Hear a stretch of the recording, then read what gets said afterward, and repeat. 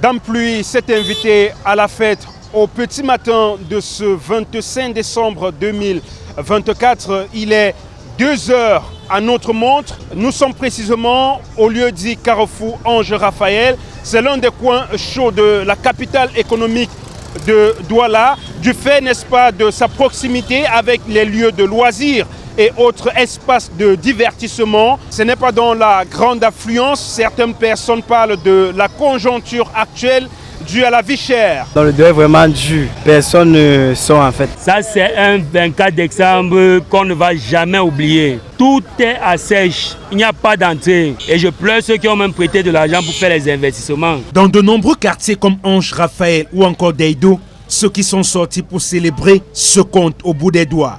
L'inflation et la vie chère, largement évoquées, pèsent lourdement sur les habitants. À cela s'ajoute le fait que certains quartiers de la ville de Douala ont passé le réveillon dans l'obscurité. Une pilule difficile à avaler pour ces Camerounais. Dans le Cameroun, mon frère, on fait sans lumière. On vit comme si on était des orphelins. Donc, nous sommes les locataires au pays.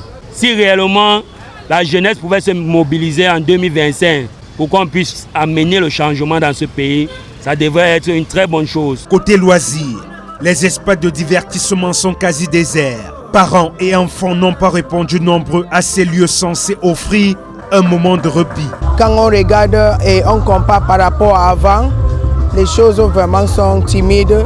J'imagine que ça peut être dû à la vie chère, un peu la pauvreté, je ne sais pas, parce que je n'imagine pas qu'un 24, on n'a encore pas les gens qui sortent. Les promoteurs de ces espaces espèrent néanmoins une amélioration dans les jours à venir. Surtout le 25 décembre, et je sais que ça va peut-être changer. Si les rues de la capitale économique restent désertes, les hôpitaux n'ont pas non plus enregistré un grand nombre d'accidents comme les années précédentes. À l'hôpital de district de Deido, seulement 6 cas ont été admis aux urgences. 3 cas d'accident et 3 cas d'agression aussi environ.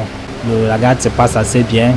Il n'y a pas de patients qui ont fait des excès pour le moment. À l'hôpital à Kentini, l'afflux était également réduit, avec 5 cas principalement dus à des intoxications alimentaires. Le bilan n'est pas aussi lourd que c'était les années précédentes. Nous avons enregistré environ 5 malades de la nuit jusqu'à ce moment et la plupart sont dus à des intoxications alimentaires. Les médecins attribuent cette situation à une prise de conscience responsable des Camerounais. Et j'espère juste qu'on pourra juste continuer comme ça pour le reste des vacances et pour le reste de cette fin d'année. Ce qu'on conseille aux patients pendant cette fête, c'est de manger sainement. Premièrement, tout excès nuit. L'ambiance plutôt calme de ce début de fête de fin d'année semble être le reflet des moyens limités dont disposent les Camerounais pour joindre les deux bouts. Pourtant, l'année 2025 s'annonce encore plus difficile, soulignent les acteurs de la société civile.